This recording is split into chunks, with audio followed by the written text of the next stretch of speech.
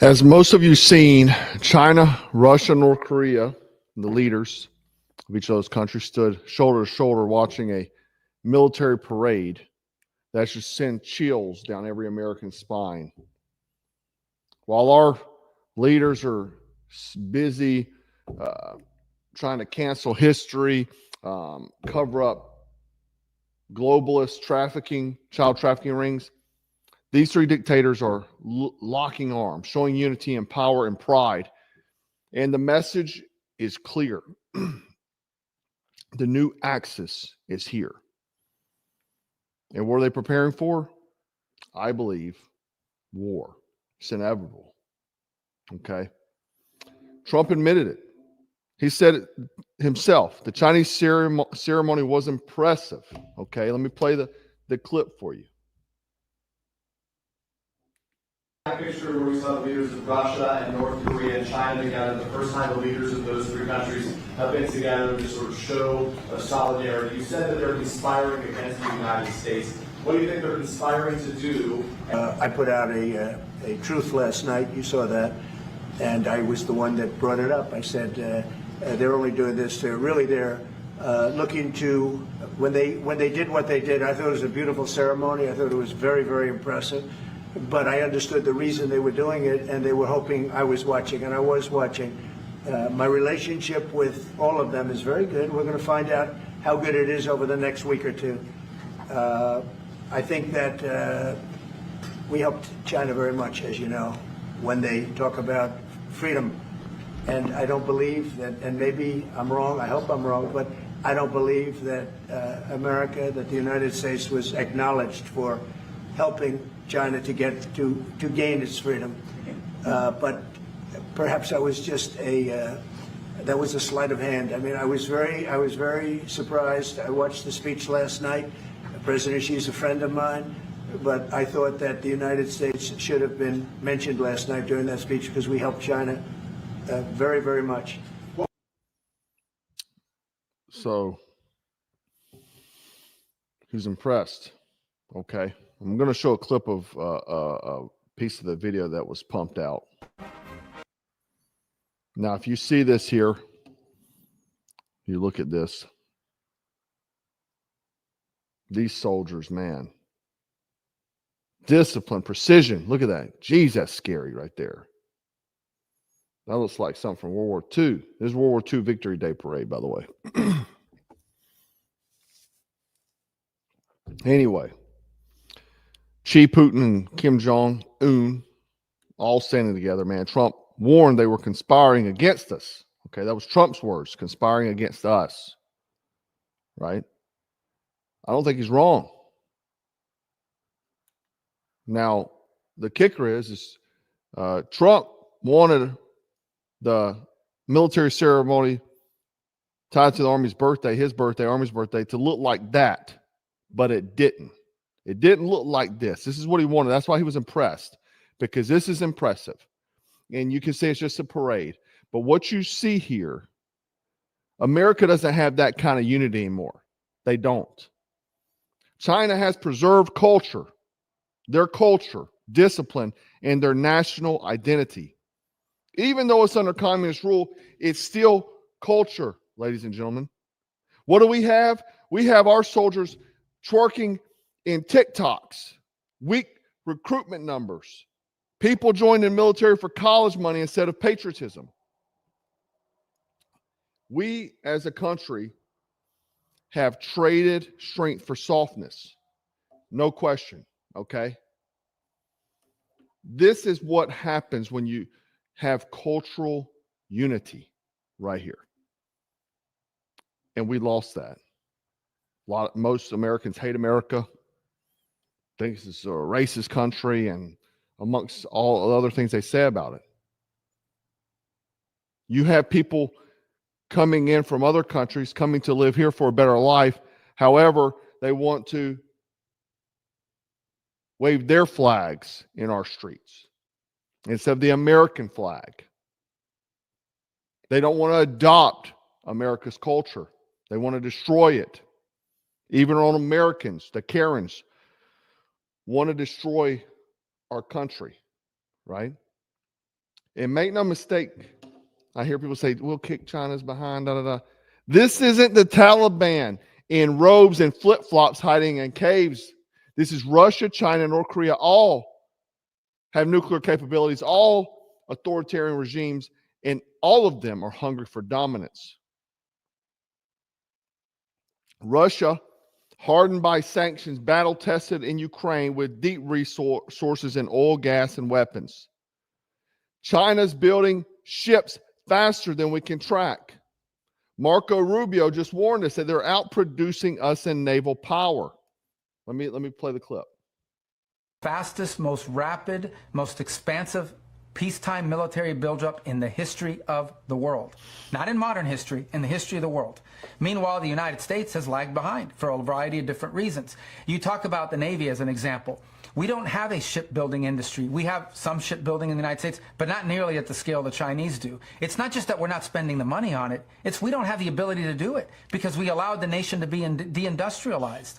We allowed the United States to become de-industrialized, especially since 1991, with both free trade agreements and the cheating that we allowed when we assumed that allowed China to ascend to the World Trade Organization. And what it has done is de-industrialized us. We can't just build ships. Boeing struggles to build planes. We can't make pharmaceuticals. We depend on China for 88% of all the active ingredients in most of the pharmaceuticals that we rely on in our country.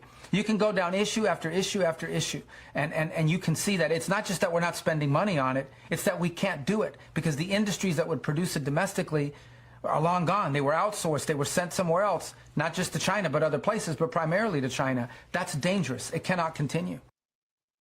We've been de-industrialized. We don't have the capability. It's not that we don't have the money.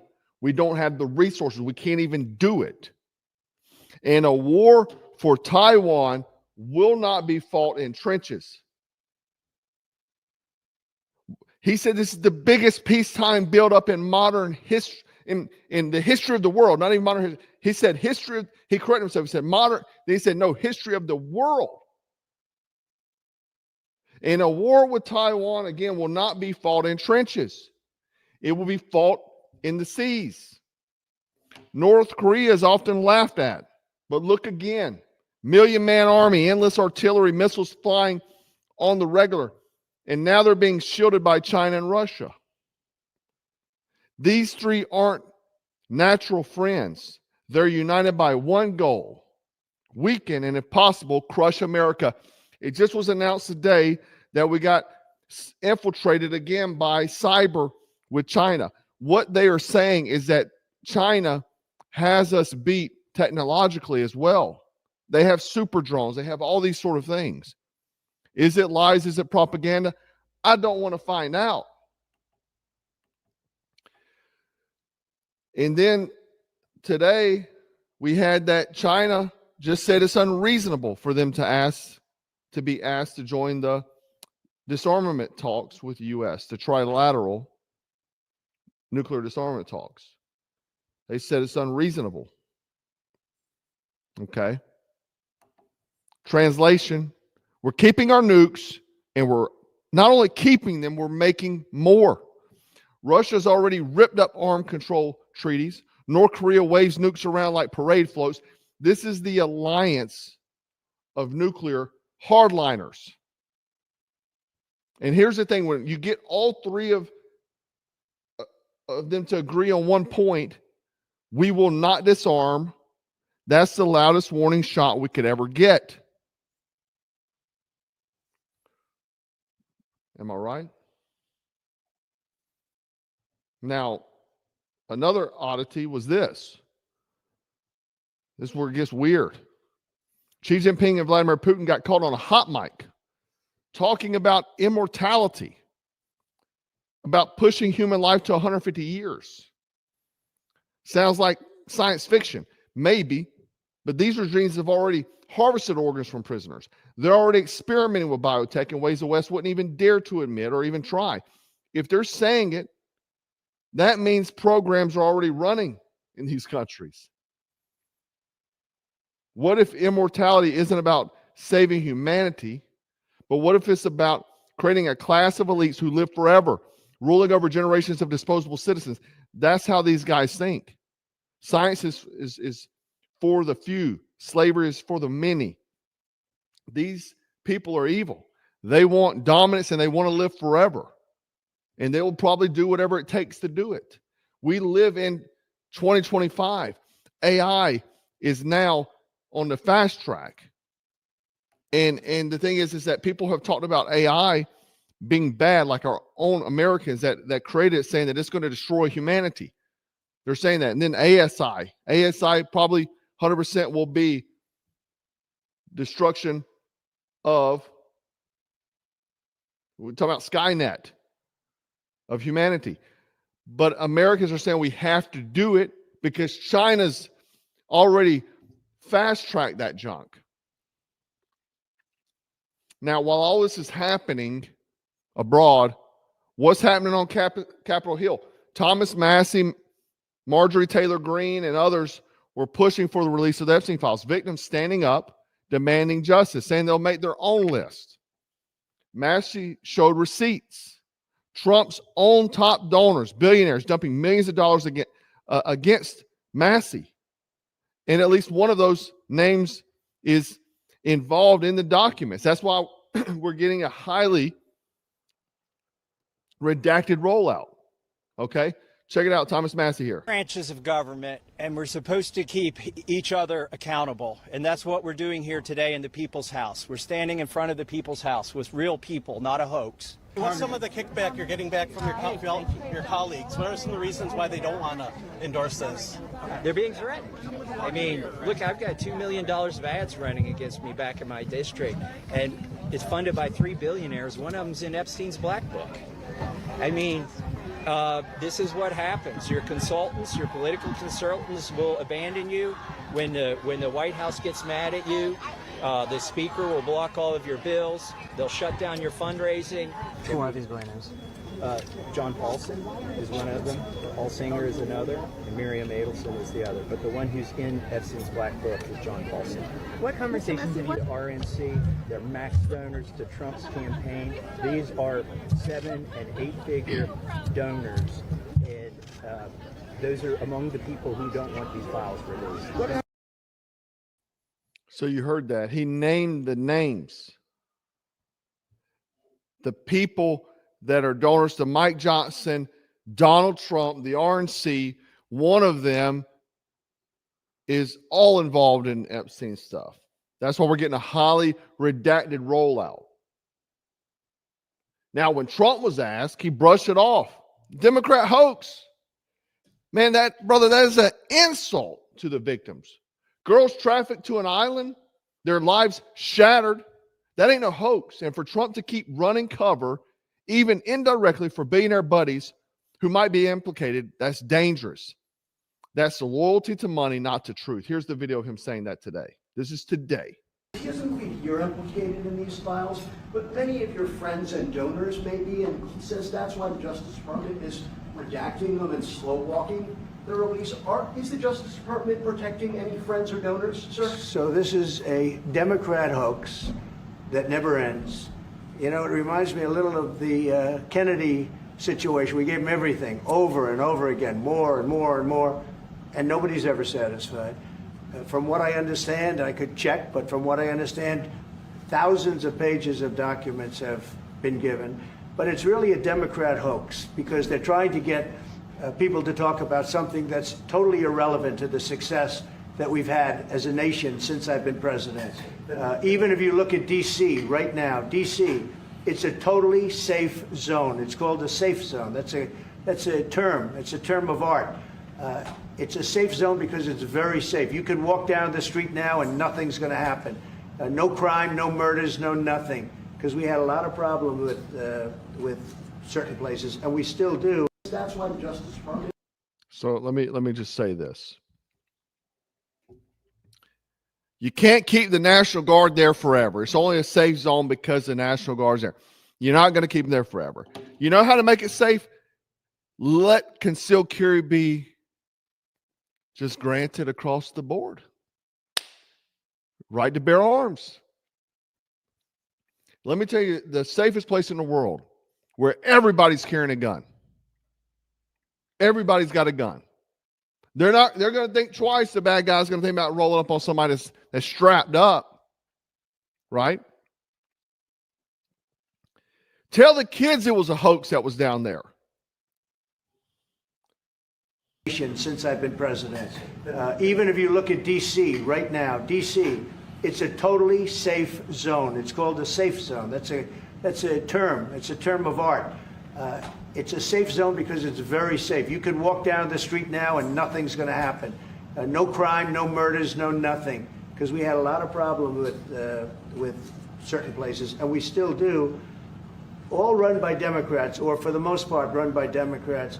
So what they're trying to do with the Epstein hoax is get people to talk about that instead of speaking about the tremendous success like ending 7 wars. I ended 7 wars. Nobody's going to talk about, because they're going to talk about the Epstein whatever. I understand that we were subpoenaed to give files, and I understand we've given thousands of pages of files. And I know that no matter what you do, it's going to keep going. And I think it's enough, because I think we should talk about the greatness of the release. Is the justice? I think really. What he's saying there, I think it's enough, meaning this is closed. No justice for Epstein. There will be no one brought to justice. I don't care. Quit dropping redacted files for people. Just start prosecuting these dirtbags. But he's not, because these people are his donors. I think it's enough, because I think we should talk about the greatness of our country and the success that we're having. I think we're probably having, according to what I read, even from 2 people in this room, we're having the most successful 8 months of any president ever. I want to know in the comments, how has your life gotten better? How has your life gotten better? Now, the 600,000 Chinese coming over is going to be great for them and China. They're conspiring against us, but we're bringing 600,000 Chinese over to get scholarships and go to college. Tell me, though, how your life has gotten better. DC's safe. I don't live in DC, and I could give a damn about DC, to be honest with you. He says in there that the Democrat-run cities, bingo, what I said, they're still going to be run by Democrats. So the swamp hadn't been drained. People have not been brought to justice. You're going to keep on with this. Sure, the National Guard doing landscaping and scaring the bad guys off is going to work, but here's the uncomfortable truth. Trump may not be implicated personally, but if his financial backers are, then his war chest is built on blood money, and that's a problem. That's a problem for me. Now, pivoting back, what would this war with this axis look like? Let's be real. If America fights China, Russia, North Korea without nukes, because it would probably not just start lobbing nukes. That's just not how it would go. Russia has not started lobbing nukes in Ukraine. Ukraine war could be over in a freaking second, right?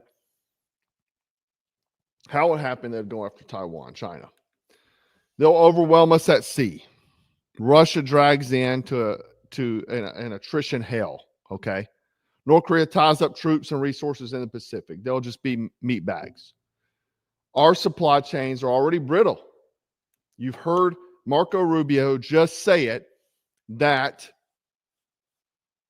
it's brittle. We can't even make pharmaceuticals. A lot of Americans will wind up, they won't even be in combat and won't make it because their medications they need, they won't be able to get, okay?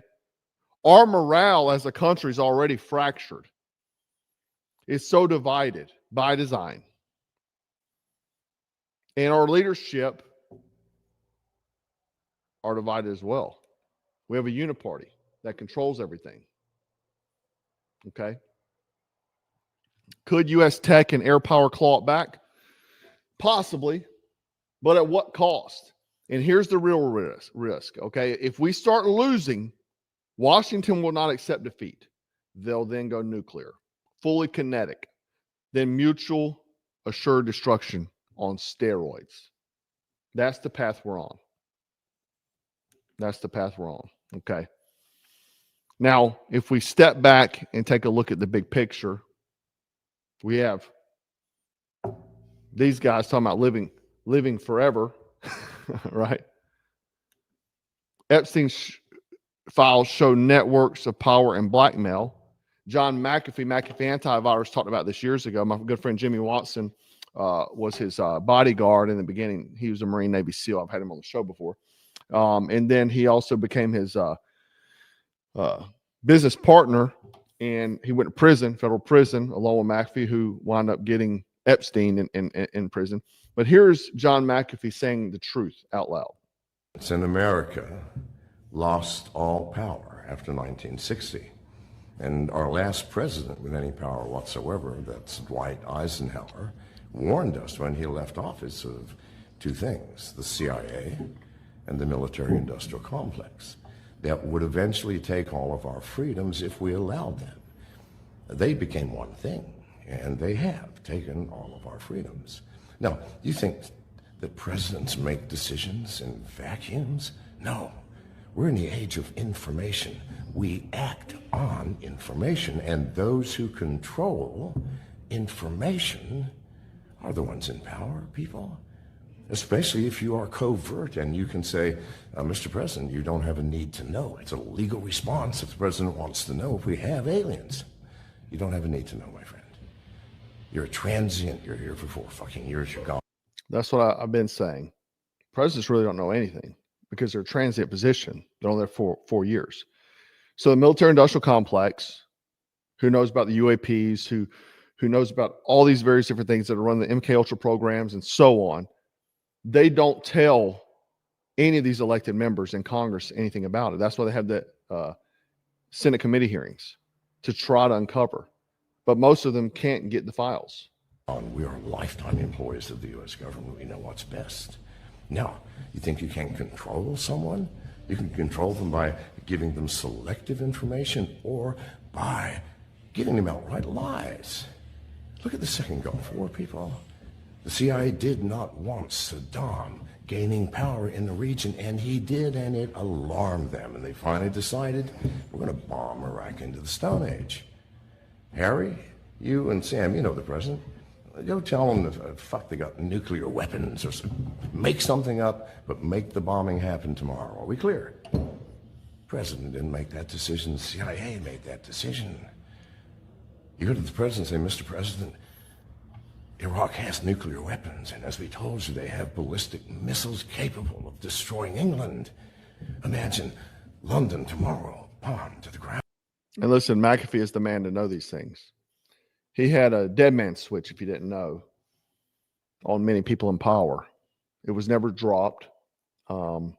Jimmy Watson was in the meeting with the guy giving him the dead man switch to release all these files. McAfee hacked all these, Clinton and so on. I think it was Clinton. I can't say for sure. Jimmy won't even say it because obviously what happened to McAfee. But this is the thing. He's absolutely correct. Because we have nations uniting against America. And people will say clickbait and so on. Man, our culture has been disintegrating for decades. It's not just geopolitics. It's a battle of civilizations. On one side, authoritarian regimes consolidating power, building machines of war, chasing immortality. And after they take us out, they'll take each other out. We have, on the other hand, a West tearing itself apart from within, right? That with men that lack values, obviously. Look at what's happening now. History tells us what happens when civilizations lose culture and unity. They collapse. Bottom line, we are in that path. Make no mistake.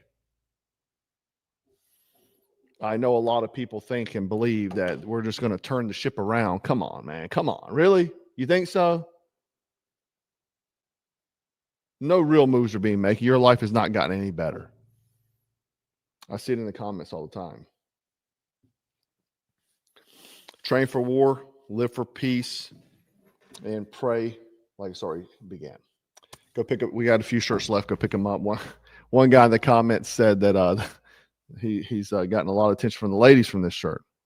Has a great fit. Looks awesome. But anyway, so, kind of speaking of that, man, I know I got a lot of people that reach out to me and they tell me great things that I've, motivated them, and that's phenomenal.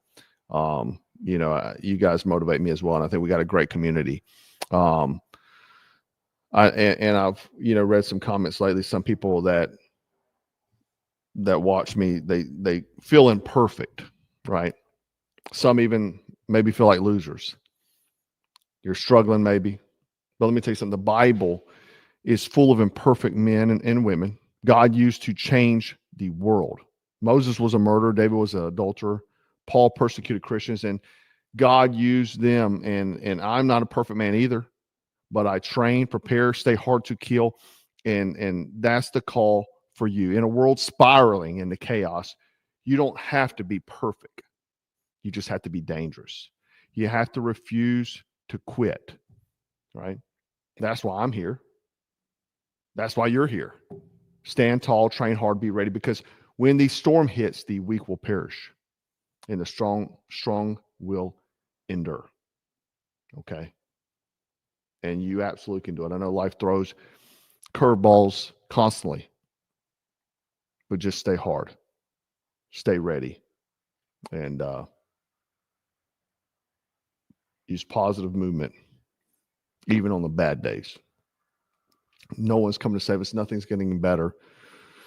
And I'd love to hear those that are in disagreement with me. How has your life gotten better? I don't care about the streets of D.C. I don't care about how many tariffs the government's made millions of dollars on. How has your life gotten better? I want to know. Stay frosty, stay strapped, always stay dangerous. Black Scout.